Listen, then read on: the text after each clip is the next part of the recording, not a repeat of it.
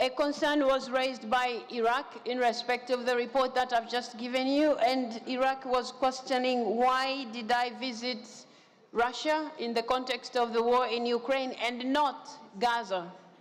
I would like to inform my colleague that you might note that in November last year, I visited Palestine and I visited Israel and I met the leaders.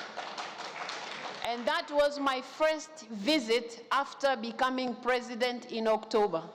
So it's not like I have ignored what is happening in the Middle East, what is happening in Lebanon, what is happening in Gaza, and what happened in Israel. So I treat all the conflicts the same way. And you might also want to note the conflicts that we are talking about in the Middle East, the war that we are talking about in Ukraine, they are not the only conflicts that IPU is looking at. We are concerned about what is happening in Yemen. We are concerned about what is happening in Syria. We are concerned about what is happening in Sudan. We are concerned about what is happening in West Africa. We are concerned about what is happening in DRC. Lithuania asked specific questions. Who mandated you to visit Russia? Why not Ukraine first? The letters were sent out, dear colleagues. The letters were sent very explicitly. They explained, and if you need copies of those letters because they are not secrets, you can always have copies. Letters were sent to our counterparts in Ukraine. Letters were sent to our counterparts in Russia. My visit was to begin with Ukraine. Ukraine responded the dates that we were ready to visit them. Mr. Zelensky and Mr. Spika would be in New York for the NATO meeting. Would I have stopped them? No. It wouldn't be wise. In any case, I don't have such powers. Now, because the meeting of BRICS was taking place, would I stop going to Russia because Ukraine is not ready to receive me because of time? No. Why? Because IPU stands for dialogue. IPU is talking about parliamentary diplomacy. And it is in that context that I did all that I did. And I thought I would be given a little credit for all the efforts that I've done, not to be crucified for things that I have not. You're asking here who mandated me. Who mandated the former president who came from the 12+ to visit Kiev? Who mandated him?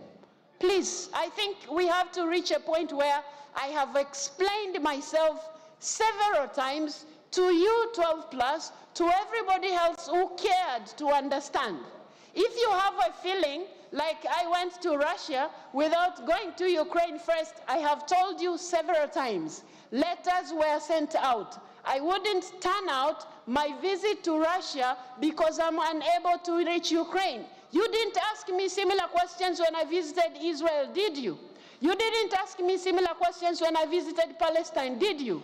You're not going to ask me similar questions when I visit Sudan. You're not going to ask me similar questions when I visit other places. I think, colleagues, let's have trust. You have elected a president who is supposed to deliver to her mandate. You have elected a president who is supposed to deliver to her mandate, and I think you are dealing with me unjustifiably, which is not fair to anybody. The questions that you have been raising, I have responded them to the best of my knowledge and to the best of my objectivity in all this matter. And you must know, I would not have asked to meet Mr. Putin if it wasn't for Ukraine. My commitment to doing that, and this is not the first place I'm visiting. Why is it that it's looking like I have met this person and therefore the president of IPU has all of a sudden become a monster? Please treat me with dignity the same way I am treating you with dignity.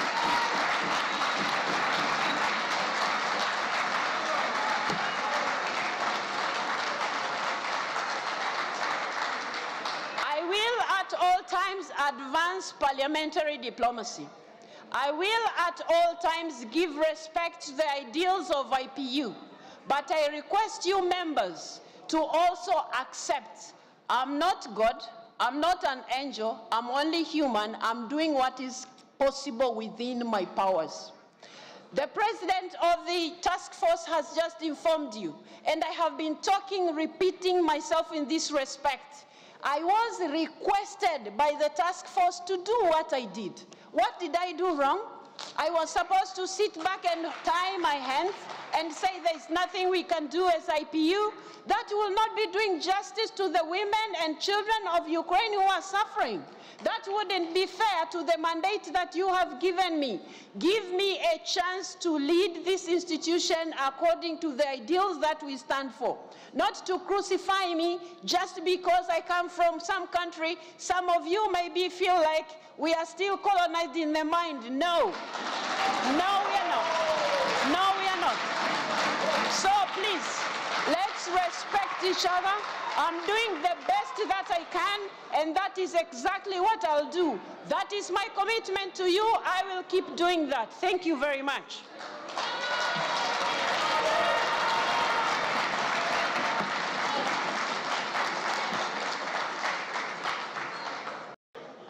Some issues have been raised here, very specifically wanting me to say, somebody said they want the full record. I did not record the meeting, so I don't have that record. Secondly, the resolutions were shared, they have been shared several times, and I also mentioned them. Kidnapped children that are in Russia, that is an important issue to IPU. We have been working together with the task force, and we will keep working together to make sure children are returned to Ukraine. You have talked about written requests. I have responded to every request that comes to me. The good thing is when they come to me, they go to the Secretary General as well. There is no secret about this thing. If anybody wants more information, we have a whole file of all the communications. On the other hand, I have been asked here where Denmark